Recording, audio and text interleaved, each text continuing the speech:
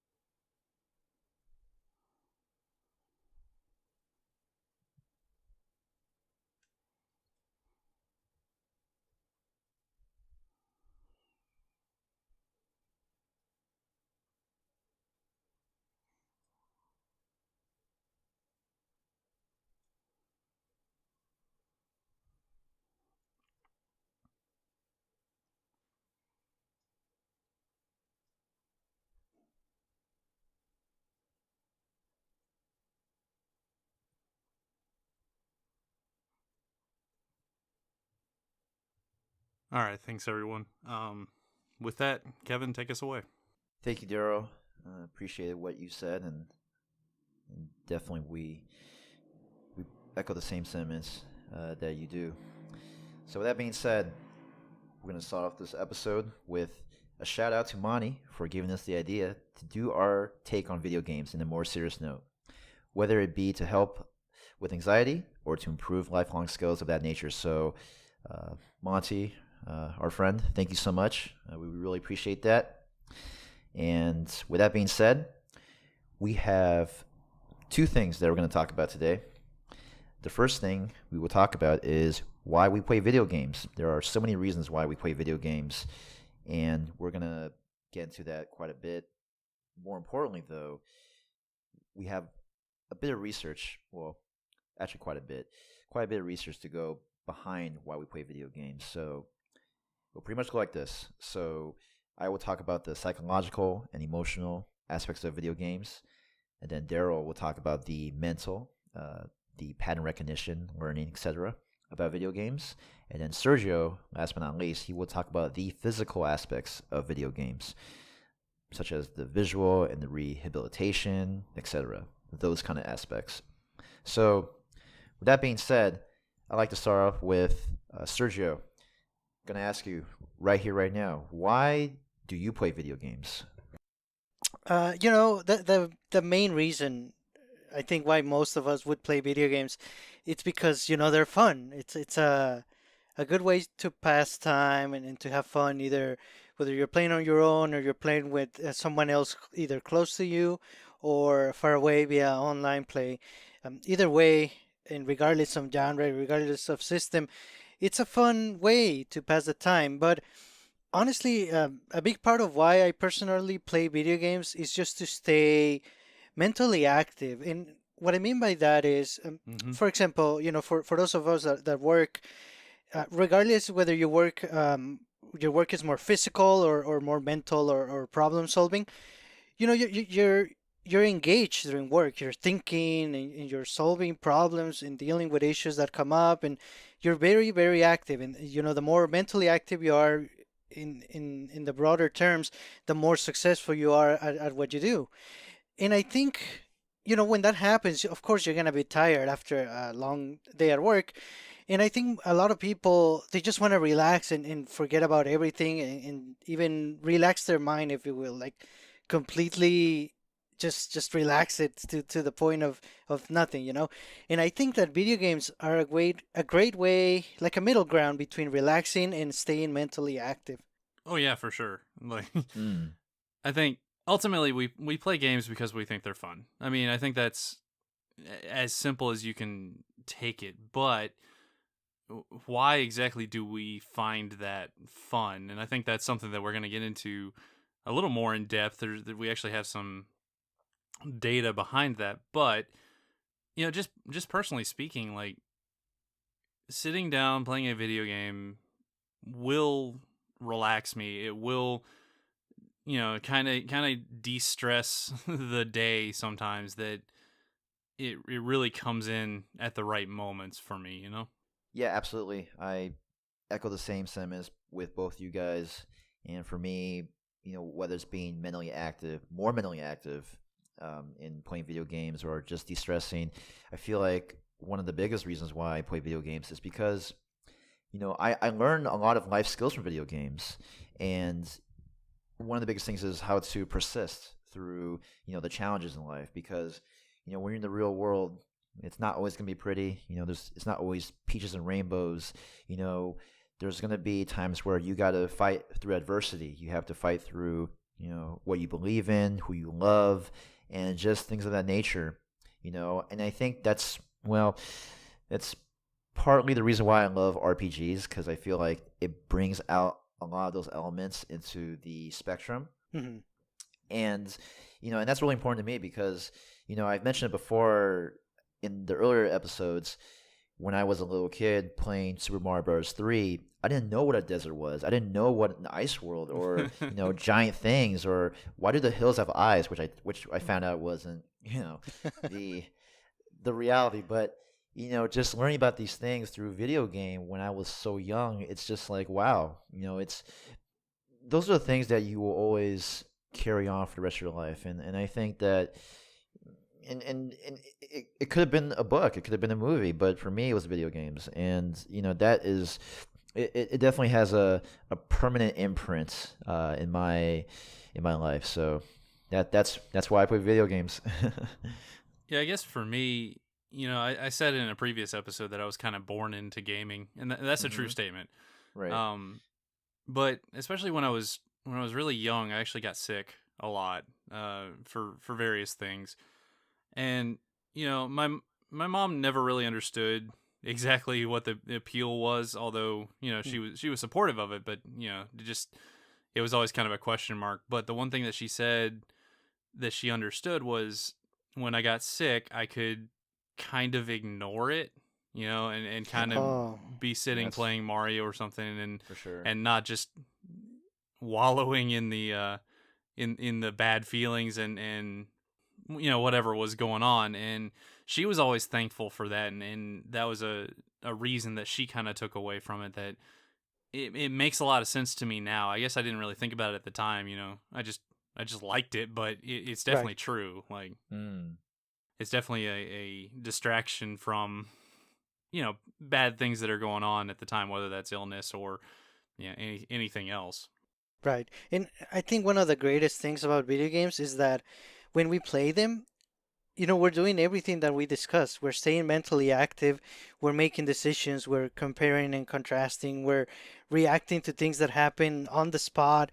And at the same time, we're learning about Mm. different things, different environments, different characteristics, different characters.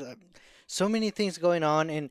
And of course, we're still having fun, which is like the best thing, that the fact that it combines everything. Yeah, absolutely. And going off of that, with the Nintendo Switch, it is just a validation of how much fun we have, and how we can still learn things and be able to, de-stress and be able to handle, you know, the reality of life and its challenges that it gives us. So I think it's just it really is, to me, the best medium of ever. Being able to Mhm. combine both, the fun aspect, but also being able to learn. Because as human beings, you know, in life, we never stop to learn. We're always learning. We're always trying to find new ways to engage in different people and different things in our lives. And I just think it's incredible. Just sitting here right now in 2018, I can't imagine us. Just I couldn't imagine back then that we would be talking about this in such a respectable manner. And so I feel like there's a lot to give, and there's a lot to take in with the way we play video games. So yeah, that's just my take on it. With that being said, I'm gonna get into more of the psychological and emotional parts of video games, which are pretty personal for me. And throughout the years, I'm sure you guys have heard this a lot. You hear the following sentence from people all the time, which is, video games are a waste of time. I Right. mean, and this preconceived notion that nothing can come out of nothing good that can come out of video games, and that isn't a productive thing to do in your life, just falls into the common saying that we're all very familiar with. Don't judge a book by its cover. Like a lot of people, when they judge video games, a lot of times they don't know what it's about. They just say, "Hey, oh, video games, ooh, bad." It's like totally ridiculous. And with that being said, video games is an important medium of today's modern society that has profound positive influences in everyday life. It can encourage and stimulate lifelong growth for many individuals, including us, whether it's to seek solace in the dark times or to teach a plethora of character traits, some ideal and some not. So, Yeah, yeah, definitely. I like that part because, like you said, you're not learning about this beautiful paradise where everything is perfect and everything goes right. You're learning about challenges. You're learning about problems that you have to solve. Then, as you grow older and the more you keep playing, you relate those issues and those problems to the real life, and you realize, mm, okay, well, I'm going to work is like playing a level in a video game. I'm gonna come out of it right. winning. I'm gonna do my best, and I'm gonna go for a high score. I mean, it's on the surface, yeah, it sounds like that, but it's definitely true. I mean, it all depends on the perspective that you look at things and the motivation that you get out of it. Yeah, Mm, and to that point, video games are not constantly fun. In fact, I can't think of a single video game that is just top to bottom fun. Like there's always these right. times that are uh frustrating or challenging, or you fail a bunch of times, and that hits you in a frustration mode, right? Until you Mm-hmm. finally get it. And then when you finally get it, the feeling of utter elation that's in there is unlike really nothing else. And honestly, I think I tend to be a pretty patient person, Mm-hmm. and I attribute a lot of that to my gaming habit. Like Mm-hmm. just you know, Einstein said the definition of insanity is trying the same thing over and over, expecting a different result. Well, video games kind of train me to do that, Right. but Mm-hmm. understand that no, I can do this. No, I can do this, and I think that alone has had a pretty positive impact on my life. And that's awesome that you mentioned that, because there is there's actually research about this, where I have one right here right now. Dr. Romeo Vitelli, a psychologist who has been in practice for the past 15 years, emphasizes that not only do social games allow children to test out different social scenarios. They can learn how to handle the kinds of conflicts they might face in the real world. This allows children to develop social experiences that can be valuable as they mature, and that's just pretty much validating, what you're talking about, Daryl. And I think it's important that that children can be exposed to these different everyday themes of life, such as aggression, dominance, power, pain, separation, as Dr. Vitelli has noted, in a situation where they can play out these motifs in a non-threatening setting via video games. And yeah, video games they're not always 100% going to be fun, but when you learn about these themes and these emotions, it being exposed in such a manner, I think it's the best way to understand what it is like to feel dominant, what it's like to feel pain in certain cases, and especially separation too. It's a very common thing in today's world. So Right, right. And, another medium, the same stories would happen, like if it was a bad story or a sad story. And then, as you read it or you watch it, okay, so you're just reading what happened and reacting to it. But, with video games, what are you going to do? It comes down to that. How are you going to act about this? You have multiple choices. Which one do you go with and why? So right. it's definitely, it opens up a lot of fields to study the mind and to see how we react and how we as humans unfold and based on the choices that we're given.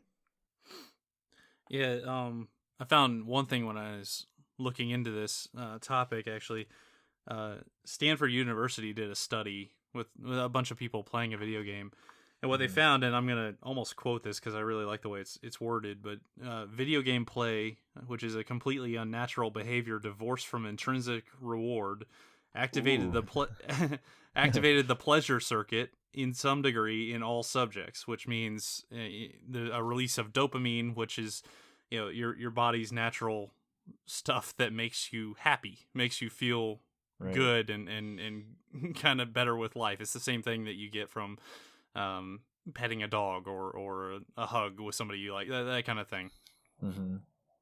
The downside on that is that the release of dopamine can actually lead to an addiction if if not handled right. if you steer into it a little bit. But yeah, no, that's true. I mean, and that's, unfortunately, we do hear news about that every now and then about gaming addiction, and well, I'm not going to get into it, but of the bad things that can happen. But with that being said, through the bad times, there with playing video games, there is a motivating factor behind it, that can instill determination, dedication, and last but not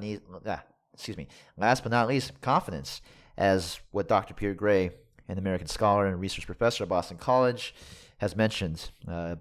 Just to know, he's been there since 1972, so he is pretty much renowned in his craft. And he mentions how those who play video games many hours a week persisted significantly longer at attempting to solve very difficult anagrams and riddles than those who played video games less or not at all. And that's just validating what both you guys have mentioned, how it really depends on what you make of it, what you make of video games. Obviously you can just play video games like for really long moments at a time, maybe like hours and hours, but when you put enough, well, many could be maybe a few hours or several hours, but just enough where you get the maximum benefits of learning about different themes and different ways to combat life, and to be able to persist through challenges. I think that's a huge thing. And when you're growing up in those years, especially when you're a teenager, I mean, oh boy, like it is imperative. It is important to be able to fight through adversity with the things you learn in video games. So yeah, safe to say that video games teach you don't give up, keep trying, try again. Those phrases that are they encourage you, and they're positive reinforcement. I think those just come from any video game pretty much. Yeah, for sure. I mean, I'm thinking back to our Must Play Games episode where Right. We talked about Celeste, which literally starts the game with "you can do this," and then is a very hard game afterwards. You know, it's definitely tied together. It's definitely, no, this is a challenge, but you can do it. And there's something that's kind of unlike most other things that you experience in life. Like, you do get challenges, but to have that secondary, no, this is a game with rules, you know, you can beat this, is really interesting, actually. Yeah, and just to piggyback on that point, and as Sergio was mentioned earlier, not to give up. You know, with challenges comes effort. You know, if you don't put in the effort, you're not going to be able to persist through these challenges. And just to quote from Dr. Vitelli, he mentions that as video gamers, they solve problems and achieve greater expertise.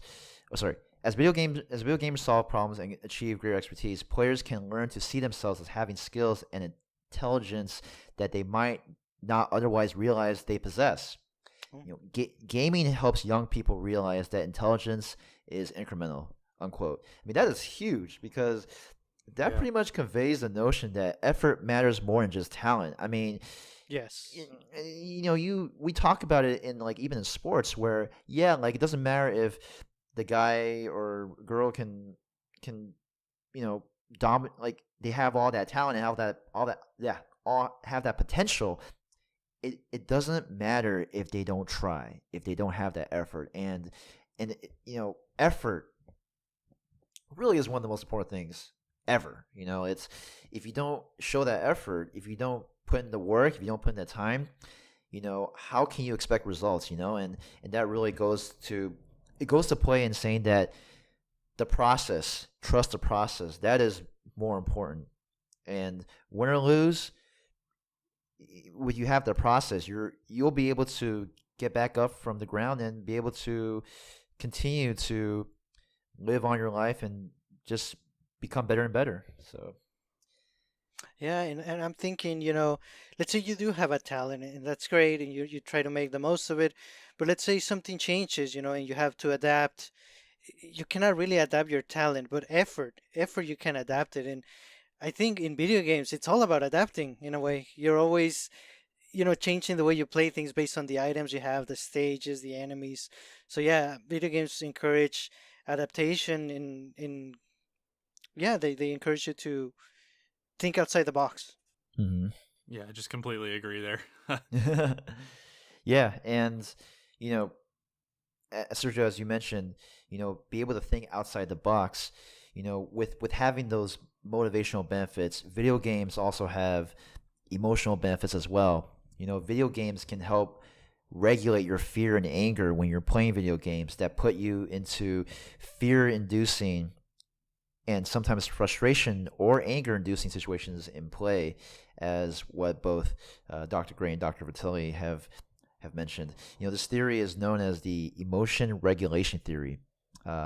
Dr. Gray also mentions that there is evidence that children who have been protected from experiencing such emotions in play are subsequently less able to deal with the inevitable fear and anger-producing situations of real life outside of play. So I mean, you think about with parents, right?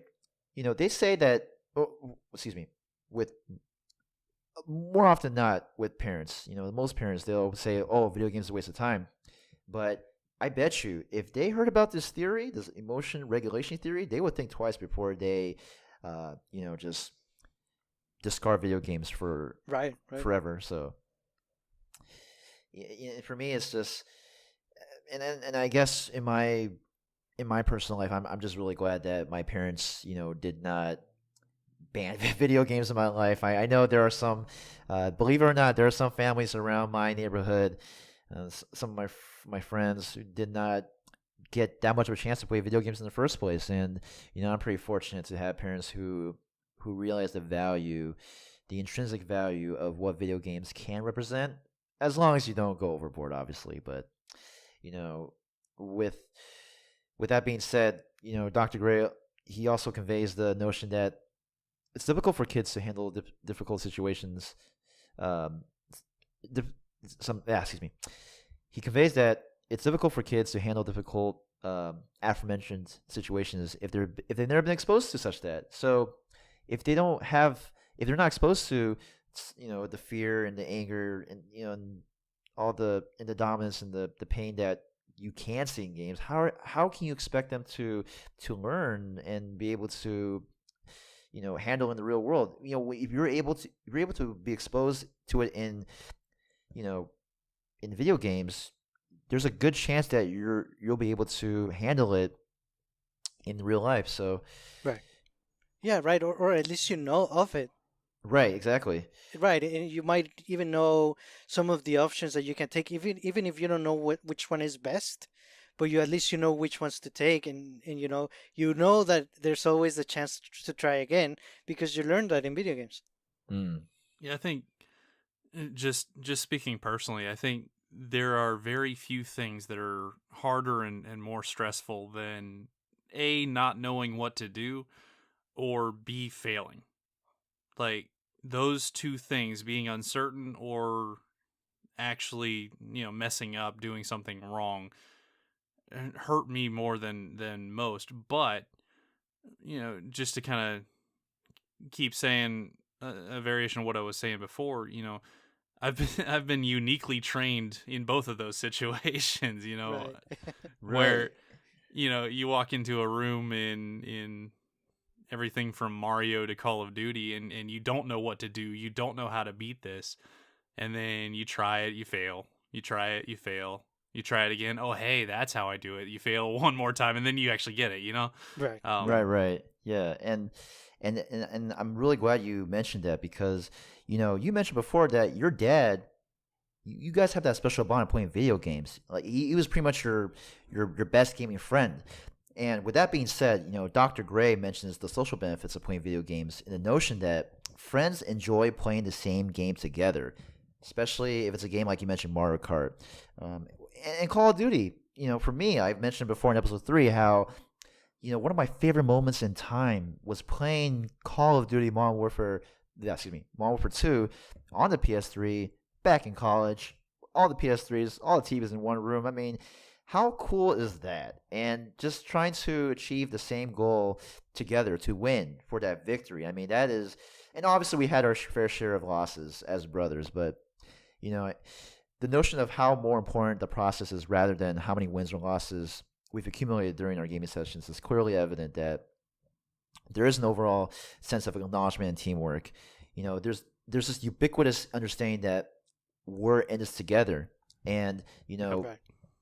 there's different feelings come out of it. Felicity, it relieves stress, and most of all, it helps increase the chances of the player's likelihood of cooperating with or helping other people outside the realm of play, as what Dr. Gray has mentioned. And that to me is amazing because you work with your team in game. Imagine what you can do outside of the game. I mean the possibilities Yeah. are literally endless. Well, and the situation is that very, very likely in school and or work, you're going to work as part of a team.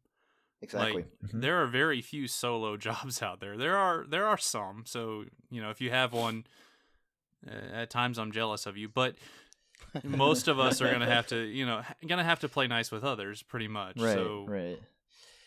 it's nice to see that kind of represented in this simulation area too. Yeah, and with that being said, it's important to know that as you mentioned, Daryl, one of the best things that video games does so well is to bring fun, and to be part of a team and to use video games as a mood regulator, the way to express yourself and be unique. Whether you defeat the final challenge or boss, to get that feeling of achievement.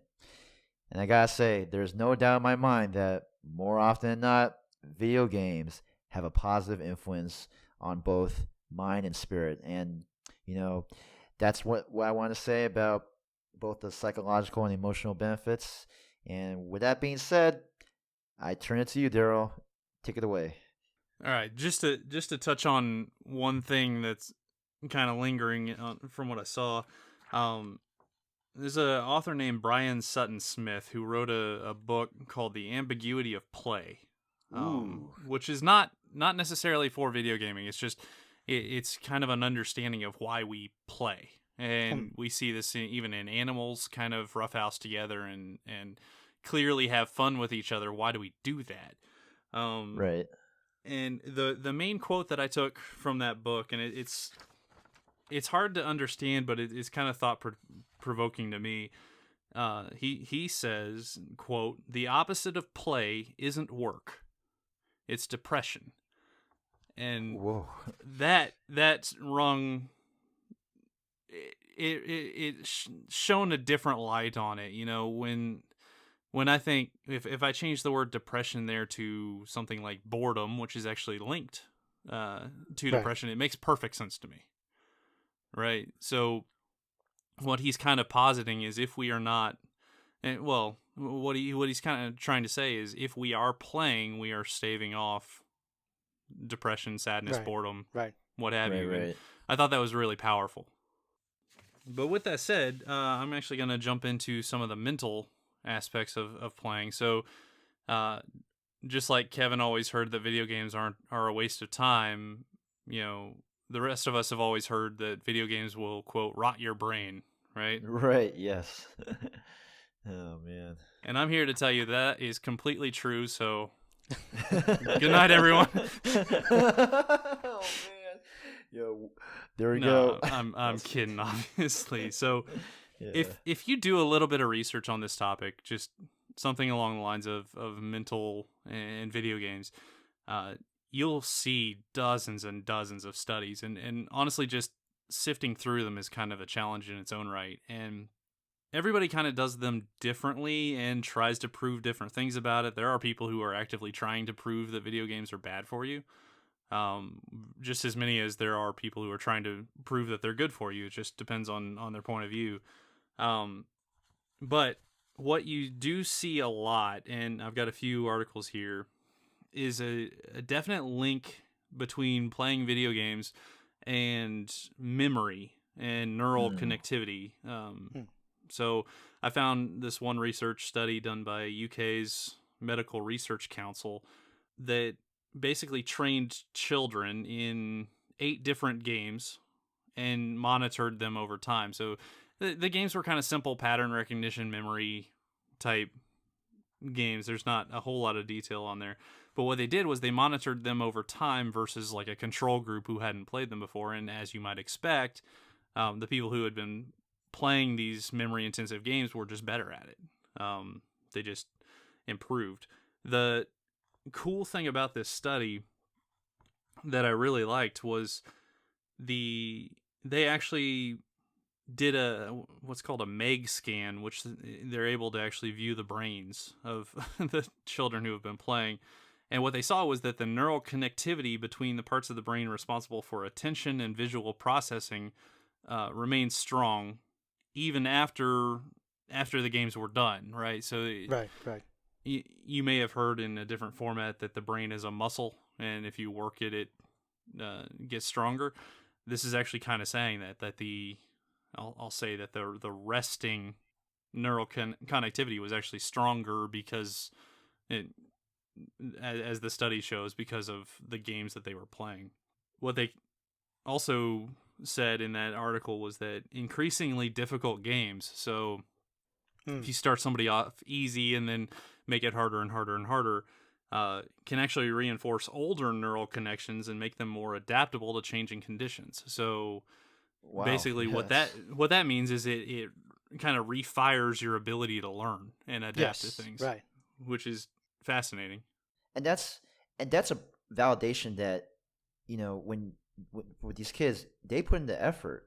The effort translates into, you know, these neuron connectivity, you know, being able to be reinforced and become stronger, become better, you know, and that's and it's time worthwhile spent, you know, and especially for kids when they grow up with family and when they turn 18, in various cases, you know, out of the house and trying to survive on their own, you know, with those kids who have played video games, who have been reinforced with those, with you know, with that brain muscle, and just having that practice over and over with different games, they're more ready than most other people, because they have that practice, and more more more often than not, they're more likely to be able to survive in the real world. I mean, that's just in my opinion. I think that's the case. So Right, right. And this discussion reminds me of Brain Age, the Nintendo DS Oh, game from sure. back Yeah. in the day. ooh, there we go. I mean, it was proven that, older people like in their 40s, 50s or older, they would play the game initially and they would take the age test, and it was around the real age. And the more they kept at it, it just reinforces what Daryl said. Video games and good activities sort of teach your brain, hey, wake up, and you used to be able to do this, quickly. Mhm. And the more you keep doing it, like the more those people kept playing Brain Age, eventually they reach the goal of having the brain of a 20-year-old, which is incredible. Wow, yeah. Yeah. So another thing I thought was kind of interesting, the Journal of Applied Developmental Psychology actually did a little study that showed that spatial visualization ability, such as mentally rotating and manipulating two and three dimensional objects, actually improves with video game playing. And Mhm. they didn't actually specify what type of video game playing, but Mm-hmm. the best thing I can kind of attribute that to is, let's say you're packing your car because you're moving, right, and you want to view how all your boxes are gonna go in the car. Video game actually makes you better at doing that. Yes. At seeing, at Absolutely. visualizing how things are gonna fit together if you rotate them around, that kind of thing. Like Tetris. Right? Yeah, exactly. Uh, Yeah, there happens to be a really good example of that. Um, then this one's really cool. So the National Academy of Sciences, or PNAS.org, has this really nice paper that they did a bunch of experiments where they had certain people play what they called fast-paced action games, which a few studies kind of did something like this. And the games that they would mention are games like Call of Duty, Unreal Tournament, Doom, Grand Theft Auto, that kind of, quick moving, lots of stuff happening all at once. That action game is what they wanted to call it. But what they showed was that the people who actually played these fast-paced action games showed improved performance in perception, attention, and cognition.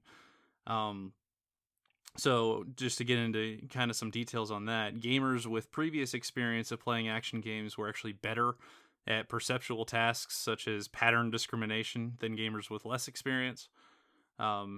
This is really cool. Moreover, if gamers with little previous experience were trained by playing one of these games for 50 hours, which is a decent amount of time. Yeah. right. But Yeah. so they took some gamers who didn't have much experience. They let them play these games for 50 hours, and then they retested them. And it was shown that these gamers performed much better on perceptual tasks than they had prior to the training, Huh. which fascinates me. That's Yeah. pretty cool that it takes effect almost immediately. Like that's neat. Yeah, the 50 hours, that's almost nothing compared to how long it takes for other methods of training or medicine or yeah, other ways to Mm-hmm. improve yourself. 50 hours is nothing compared to some of the other items. Yeah, and 50 hours compared to the 10,000 hour rule, where if you spend 10,000 hours to do something to work on the craft, more likely you're going to be a master at it. I mean, 50 hours. I mean, that is pretty quick compared to that. And if you really think about it, the more you're exposed to playing video games and being a creature of habit, for me, the more you're exposed to it. I mean, and the more you play it, like you're gonna have developed these skills, and it's crazy to think about how a lot of parents just easily dismiss this benefit. I mean, without even knowing it. Like I said, don't judge a book by its cover. There's more to it than meets the eye, and just with the research that you mentioned, Daryl. I mean, it's the numbers don't lie. The research is there, and you know, I, if those parents who still don't believe in video games, if they want to dispute it, bring it, because I tell you, we're taking this pretty seriously in that presenting video games in this way, we do care about people. We do care about, the notion of the benefits that video games can bring. So, it's amazing. Yeah, and obviously everything in moderation, right? So Obviously, you can yeah. go overboard, and I'll get into that in a second. But yeah, I mean, I'm not really throwing too much personal into this. I'm just quoting studies, and it's kind of fascinating. So Right. some of the things that study mentioned were improved attention, perception, and cognitive skills, faster visual search rate, better detection of changes, increase in number of items that can be simultaneously tracked, which is kind of neat. Wow. Mental Yeah. rotation, which I said before, multitasking. They suggested that gaming increases the signal to noise ratio and improves distractor exclusion, which is some fancy words that I don't fully understand, but those are those two things, signal to noise ratio and distractor exclusion, are key factors in aging, dyslexia, and vision issues, actually. So just kind of neat. Also wanted to touch on the fact that pilots and laparoscopic surgeons actually have been shown to perform better and outperform their peers after some video game training. So, this the more you look into it, this just gets backed up a lot. Like, there's a lot of stuff out there for this. Couple other things. So reaction times were found to be significantly quicker following action game training in action games, per the University of Leicester. University of Hong Kong in psychological science. Action games may make you a better driver, which makes sense if you're tracking more items and you have better change detection. Right. I think you mentioned hand-eye coordination benefits, Right. even in elderly people. The more you're basically focusing, what are my fingers doing to what is my mind trying to make them do, the better that's going to get. One area that I thought was really, really cool, and I wanted to get into it. So this is an article from the Molecular Psychiatry Journal. That's actually kind of a negative article. So it's why playing video games may harm your brain. The point that they were making is that action games are very good at everything that I just said. So they're very good at improving those things. But if you really focus on those things, what you're doing is you're improving what's called the caudate nucleus in your brain, which is related to procedural learning, visual attention, short-term memory. But what they saw is that your hippocampus would actually lose gray matter. So your hippocampus is related to short-term and long-term memory and spatial memory. So over time, in theory, that could, while it would be improving your cognitive abilities, it would also be doing things like decreasing your actual memory, making you less focused, that kind of thing, which is an interesting statement. But what they mentioned in this article, and what I loved, is they specifically called out Mario games. So people playing Super Mario Brothers games were shown to actually increase gray matter in the hippocampus. So kind of doing the reverse of action games. So the point I wanted to make with that article was play a wide range of games, right? So do play some action games, do play some, platforming games and things like that. And don't, if you focus on one, then it's the same thing that if you only focus on your biceps will get huge. But, some other parts of your body may fall apart on you, right? It's the same type thing. If you're stretching yourself in multiple ways, multiple types of games, you're actually improving yourself as a whole, which is interesting. So this is what I got from what you just mentioned: that Mario games are super important to play, and that I should play Dillon County. Okay. Yeah, there we go. I mean, of course, I see the relation.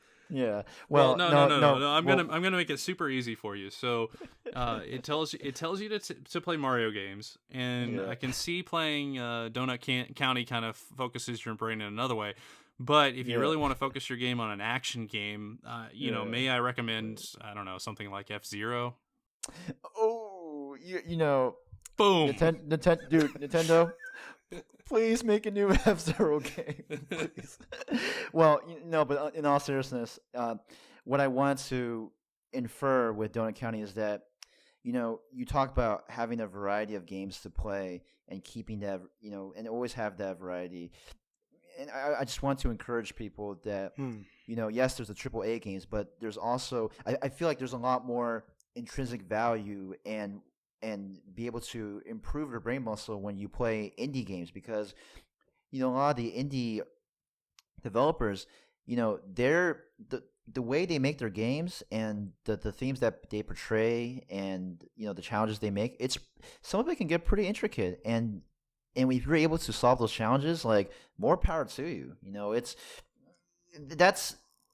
That is a great thing, to be able to, expand your horizon in playing video games, not just the same old, games over and over, but, having that variety. You're making a great point there, in that indie games kind of seem to feel the need to be different Yes. from the norm, right? So if a genre is already filled by a certain big game, they want to do something a little bit differently. So you see games like Fez and other games that actually have this extra mechanic that is not available anywhere else. A really good example of it, I played it on Steam a while back, is called Braid, which is it's kind of Super Mario Brothers, but with like strange time mechanics and things that just makes you think completely differently. And I think that's a very valid point. I think the last thing I wanted to really touch on the mental is there is a constant, as you're in businesses, offices, things like that, you'll hear the word gamification. There's a constant push for gamification of otherwise boring tasks, which is basically trying to make a game out of something that is not inherently fun. There's obvious benefits for that, like we've talked about, removing boredom and things like that. But the main benefit is it keeps the employees engaged, or employees, students, whatever situation you're in. It keeps them engaged. It keeps them focused on the topic, and it's shown to be a better learning tool when you actually make a game out of something than just saying, okay, move this box over there. Yeah, absolutely. It's and it goes back to having fun. I mean, that's what gets that is the attention grabber. Being able to gamify these to be mundane tasks, and when it's like you're putting it into a positive spin and being able to make it fun and enjoyable, and most of all productive. I mean, this is a good way to make those boring tasks productive and having, or not just productive, but also just more enjoyable. And yes, I mean, who doesn't want to have a good time? Who doesn't? I mean, everybody wants to have a good time in some way. Yeah, not me. Or not you. This is the Nintendo Jump No Fun Club. Uh-oh. No, but you're right, and I think also part of that, as for gamification, it's also adding friendly and constructive and productive competition, because it encourages team building and good cooperation. As you as you add gamification to various things, especially in the workplace, you might want to compete, and there might be a specific challenge. Whichever team does this the quickest, you might get a special reward or a special bonus.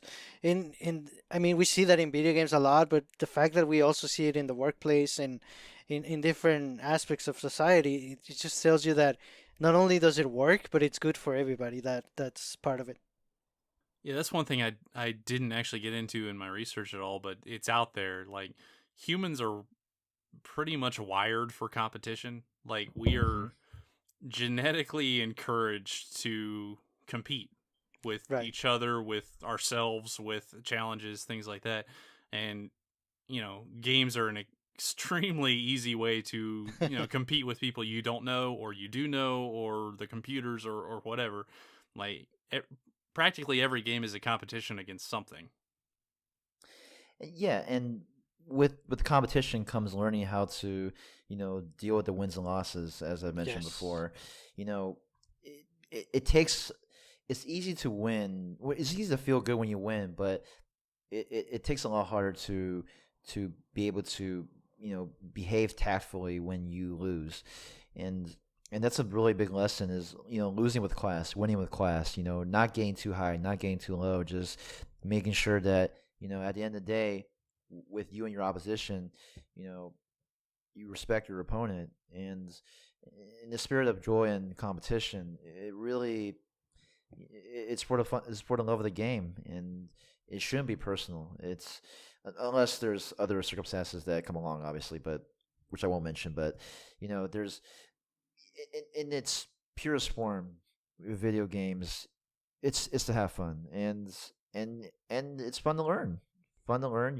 Yeah. Yeah, your opponent may be picking the best character in the game, but if you're playing a game about Mario punching Yoshi, it's not going to have to be that serious. Right. That's all I had. All right, we're not gonna edit that out. Just keep it.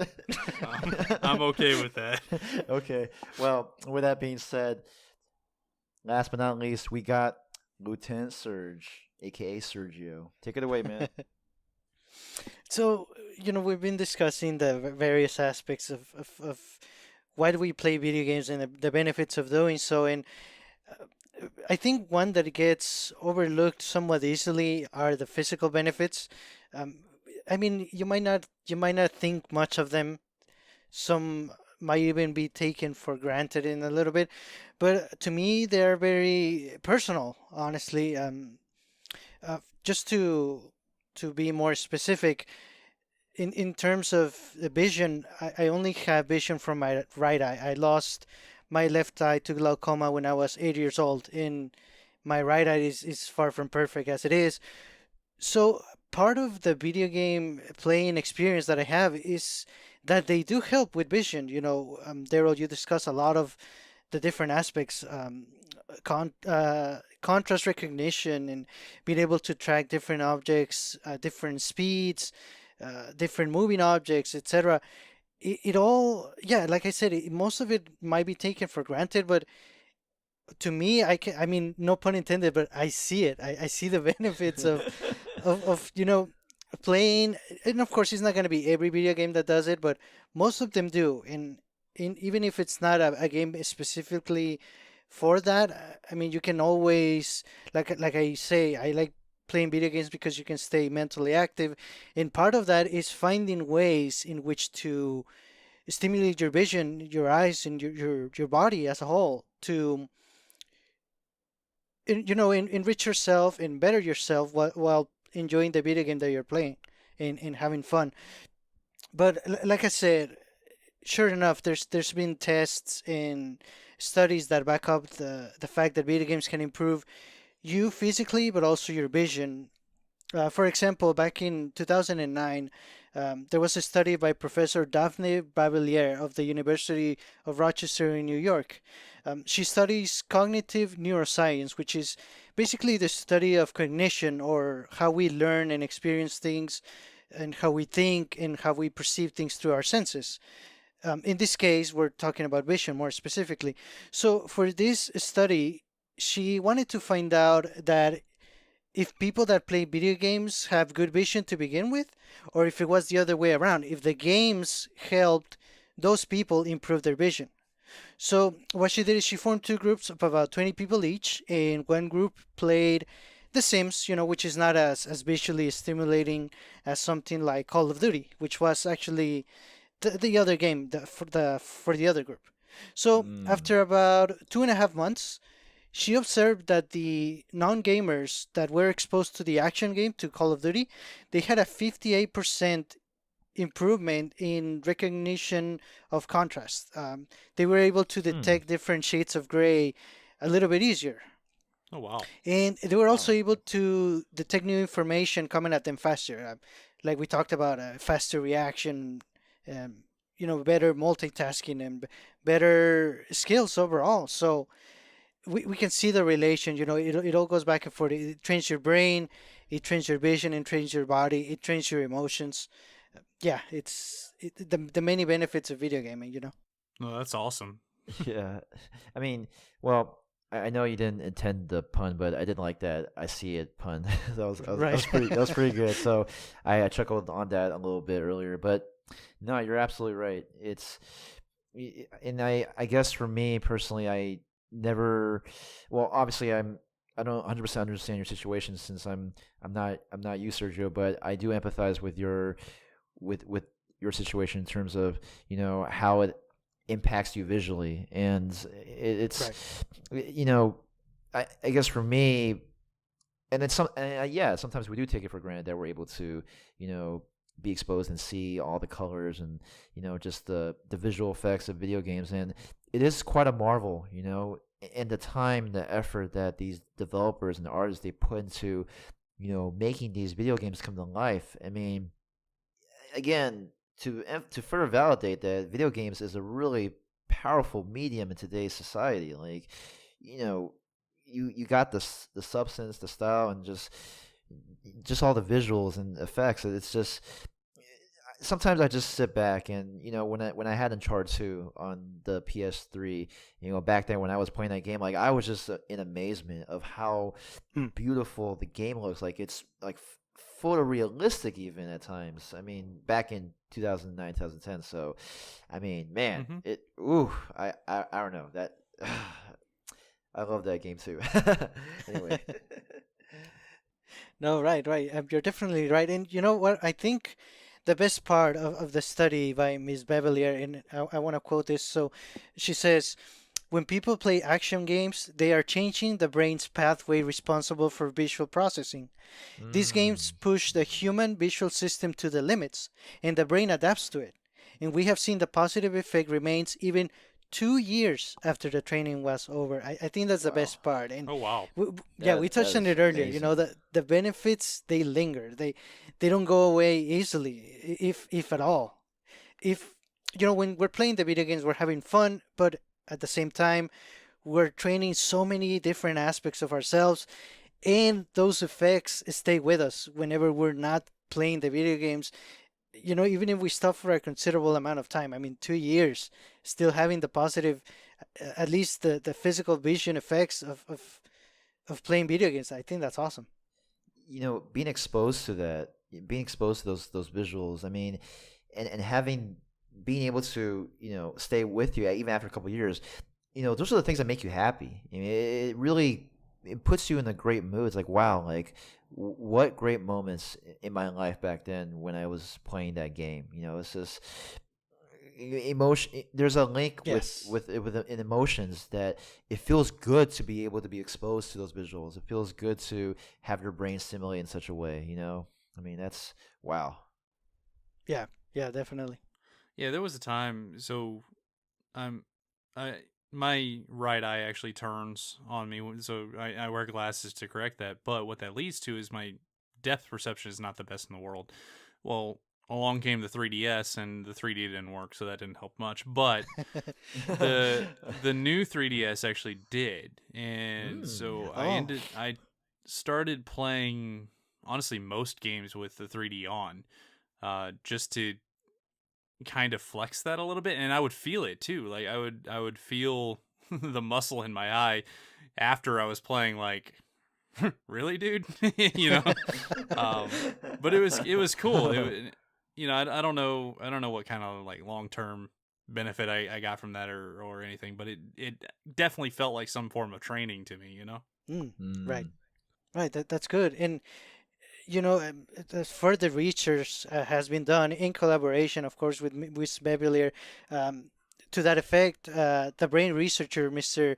Jay Pratt, he's a professor of psychology at the University of Toronto. He noted, and I quote, video game players are able to pick up very subtle statistical irregularities in environments and use them to Mm. their advantage.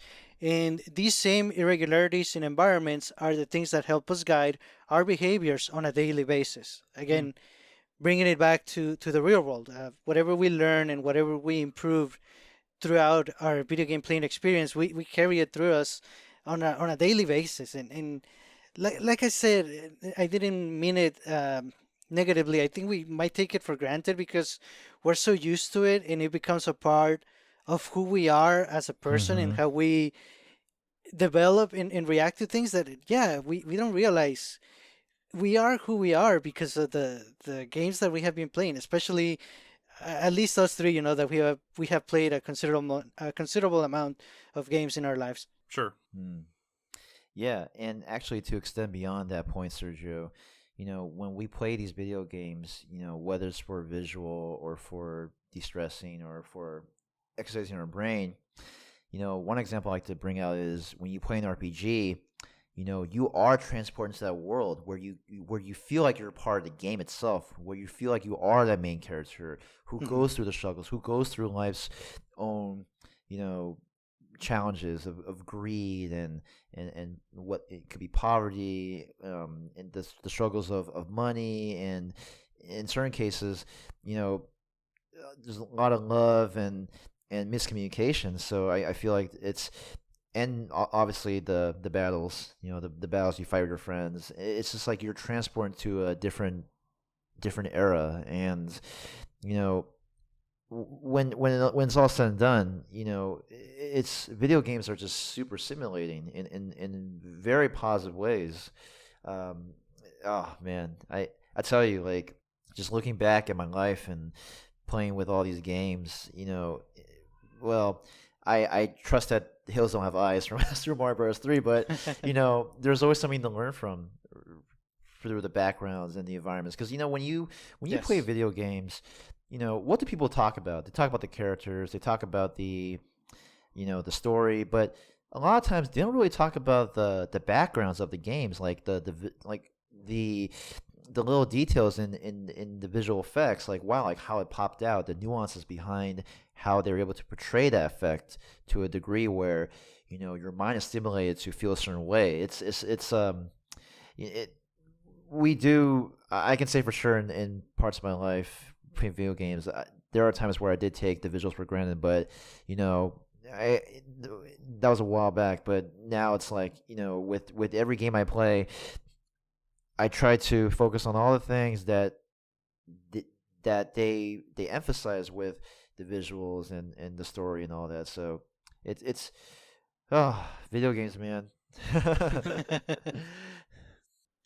Yeah, in I did sort of emphasize the visual improvements that video games can have, but it's not just vision, it's about your physical well-being. And Exactly.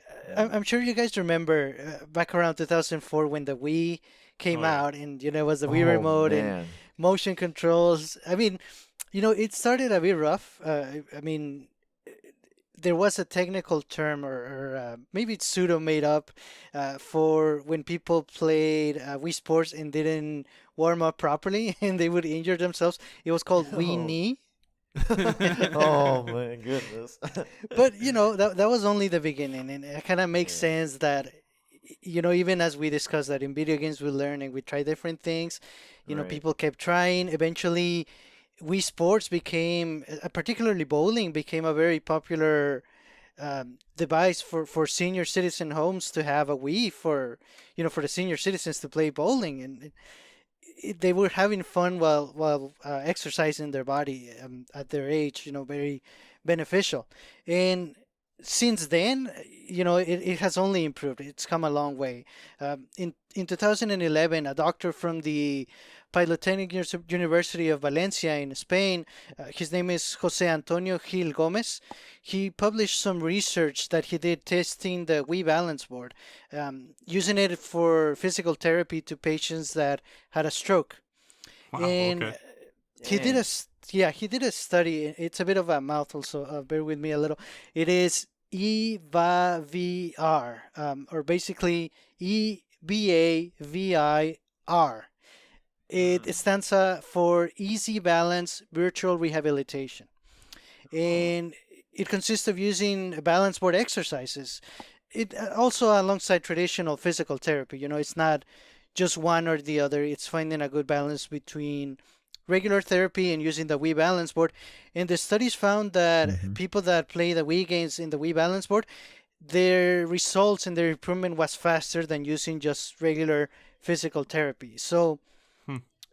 it's come a long way and it keeps doing so. Nowadays we have the Nintendo Labo, and who knows what Nintendo is thinking about that. Not only we don't really play it in the regular sit down and grab the controller kind of way. It's a lot more engaging. It's using your whole body. For example, for the robot kid in the Nintendo Labo, you're walking around and doing all these things. Sure, yeah. Video games can physically heal people. I mean, how cool is that? Like, come on now. It gets. I would almost list that as another example of gamification, right? If you're taking somebody out of their physical Yes, therapy and you're right. giving them this virtual goal and making it fun, they're gonna not focus on, man, this hurts or this is hard or whatever as much as they would normally. It makes perfect sense. Right, right. Mm-hmm. And it's not just the patients. Speaking of doctors and physicians, they also benefit from video games. I love this. In 2013, Dr. James Rosser from the Florida Hospital Celebration Health, they performed a study with over 300 physicians. They would play Super Monkey Ball 2 for at least 6 minutes before performing surgery, and the results showed Dang. that the surgeons were more efficient and they made fewer mistakes.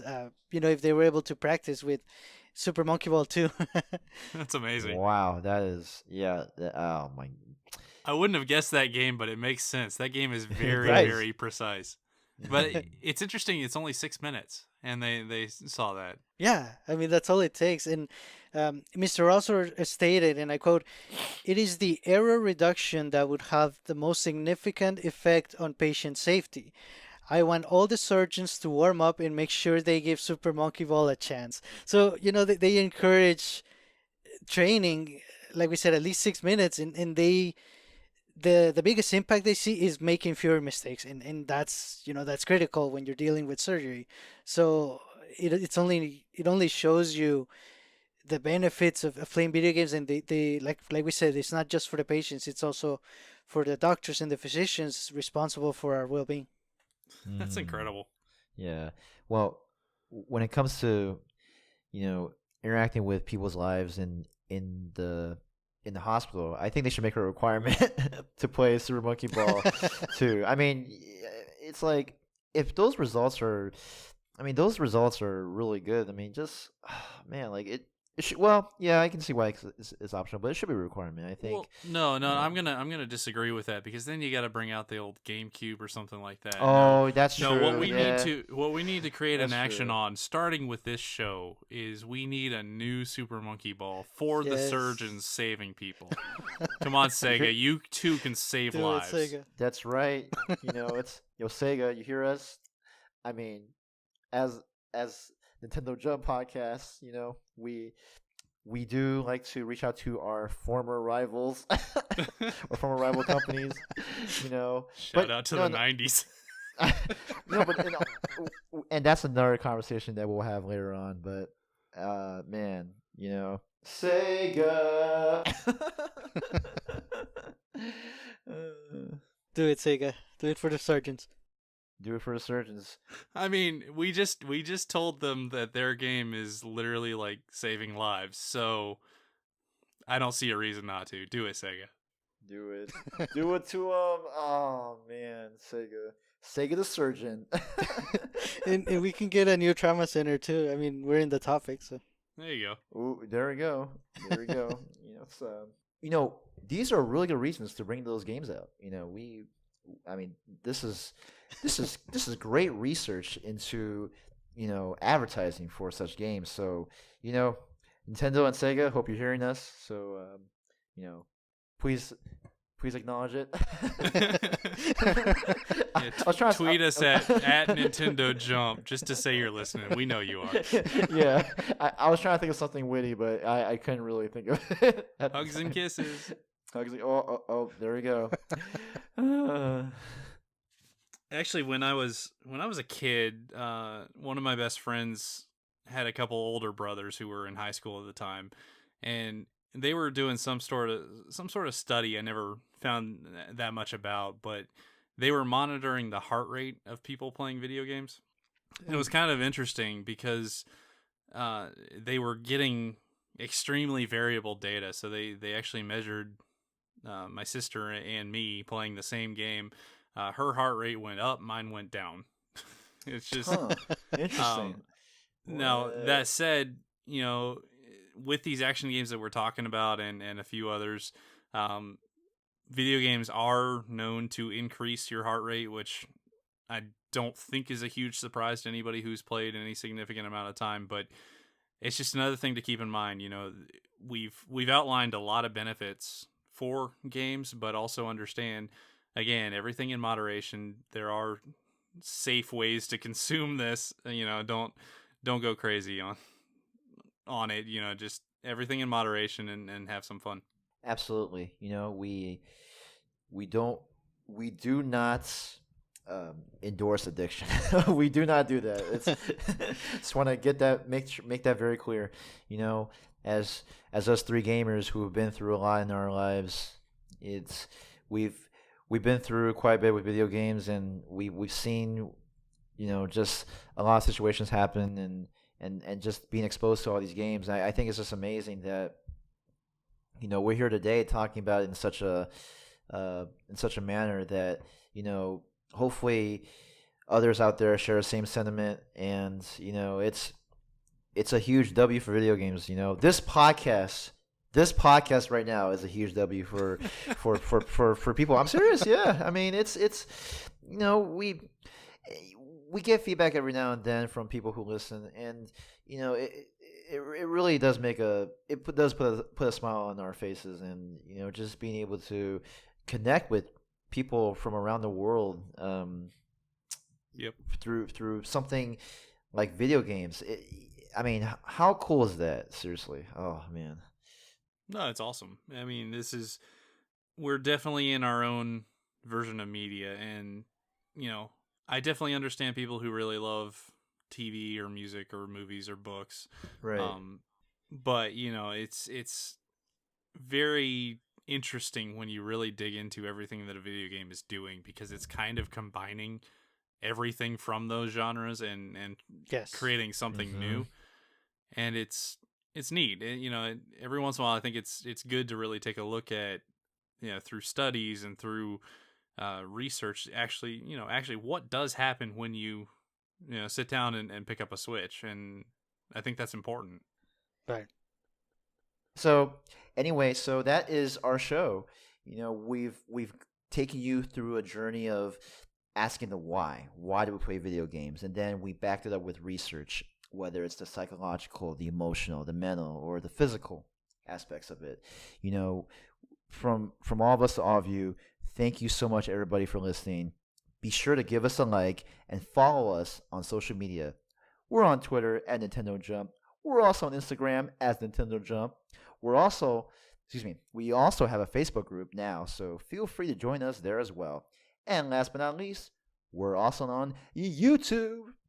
Feel free to leave us a comment about how video games have impacted you and have helped you in your everyday lives. Also, if you haven't done already, please leave us a review on your podcast app of your choice, or the podcast app of your choice. We would really appreciate it, and it would help us. It will help others find this podcast and enjoy it like you do. Send us your feedback via social media or email via at NintendoJumpPodcast@gmail.com. Once again, this is Kevin, and on behalf of Daryl and Sergio, thank you for listening, and I hope you all have a great rest of the week and a fantastic weekend. Take care, and bye-bye, everybody. See you guys. Goodbye, everybody.